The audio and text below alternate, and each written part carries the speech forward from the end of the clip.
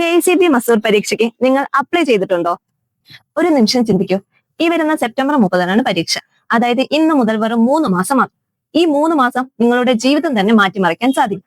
ഏകദേശം 3500ഓളം നിയമന സാധ്യതയുള്ള KCB മസൂർ പരീക്ഷ സർക്കാർ ജോലിയിലേക്കുള്ള ഏറ്റവും വലിയൊരു അവസരമാണ്. പക്ഷേ ഒരു കാര്യം ഓർക്കണം, കുറഞ്ഞ ഫീസോ ഓഫറുകളോ നിങ്ങളെ സർക്കാർ ജോലിയിലേക്ക് എത്തിക്കില്ല.